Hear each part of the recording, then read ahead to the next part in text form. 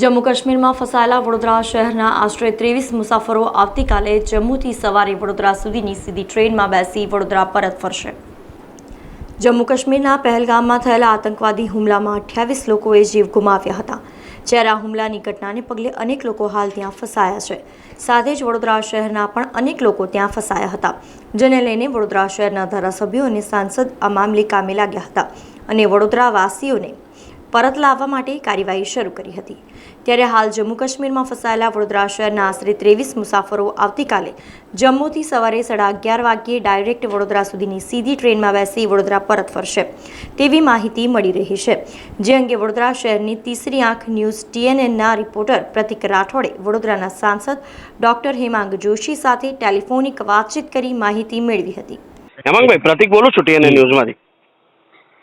જી બોલો પ્રતિકભાઈ। હેમાંગભાઈ, જે આપણા કાશ્મીરમાં વડોદરાના 23 લોકો જે ફસાઈ ગયા હતા, એમને કઈ આપના દ્વારા અને બધાના સહયોગથી એમને આવતીકાલે કઈ ટ્રેનમાં કઈ વડોદરા આવે છે, શું છે આખી વિગત? જી, આ વિગતમાં એવું છે કે પહેલા તો તે લોકો શ્રીનગર હતા। શ્રીનગર એક હોટેલ શાહજહાં હતી, ત્યાં પ્રોપર ટાઉનમાં જ, ત્યાંથી તેઓને આપણે જમ્મુ મૂવ કર્યા છે। જમ્મુ સ્ટેશનમાં આપણા રેલવે મિનિસ્ટ્રી સાથે સંકલન કરી અને આપણા હોમ મિનિસ્ટર સાહેબ અને CMO પણ આ બાબતે સતત સક્રિય હતા। એટલે એમના 23 લોકોનું રિઝર્વેશન આપણે કર્યું છે આવતીકાલની ટ્રેનમાં, અને આવતીકાલની ટ્રેનમાં 11:30 જેવું તે લોકો બેસશે, અને જો ટ્રેન કોઈ લેટ ના રહે અને બધું વ્યવસ્થિત થયું તો પરમ દિવસે સવારે 10 થી 12 ની વચ્ચે તેઓ વડોદરા પરત ફરી જશે।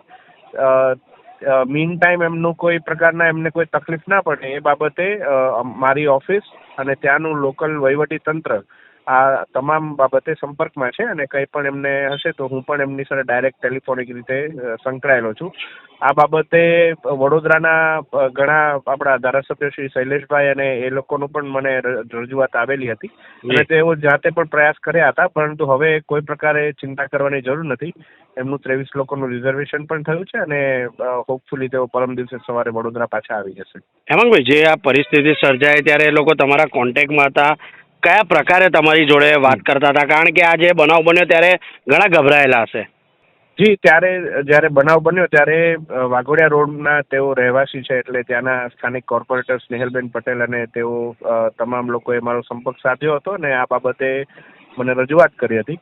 ત્યારબાદ એમના સમાજના આગેવાનો અને ઘણા લોકો બીજા પણ આપણા પાર્ટીના કાર્યકર્તાઓ, વરિષ્ઠ નેતાગણોનો પણ મને આ બાબતે ફોન આવ્યો હતો, અને એમની સાથે મેં સૌપ્રથમ તો ટેલિફોનિક ચર્ચા કરી અને એમને પહેલા તો નિર્ભીક કર્યા હતા, કોઈ પણ રીતે ગભરાવાની જરૂર નથી, કારણ કે માનનીય મુખ્યમંત્રીશ્રીનું કાર્યાલય, માનનીય ગૃહમંત્રીશ્રીનું કાર્યાલય, તમામ લોકો ખૂબ જ સકારાત્મકતાથી આ બાબતે આપણને સહયોગ આપી રહ્યા હતા।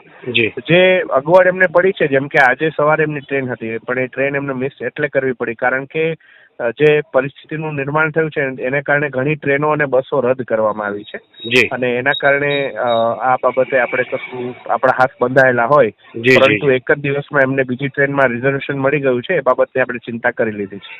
યસ, જે પ્રકારની પરિસ્થિતિનું નિર્માણ થયું હતું અને તેઓ પોતે શ્રીનગરમાં જ હતા, એટલે એમને વધારે ચિંતા એ બાબતની સતાવતી હતી, અને કઈ રીતે, કારણ કે એમાં મહિલાઓ અને બાળકો પણ છે, એટલે સ્વાભાવિક છે પરિવાર રીતે ચિંતા થાય, અને અહીંયા પણ એમના સમાજના બધા આગેવાનોને બધાને પણ ચિંતા થતી હોય છે, એટલે આ બાબતે ચિંતા એક હતી, પણ એ ચિંતાનું નિરાકરણ આવી ગયું છે, અને શાંતિથી તેઓ પાછા ફરે એ બાબતે સતત અમે એમના સંપર્કમાં રહીશું। થેન્ક યુ, આભાર હેમાંગભાઈ।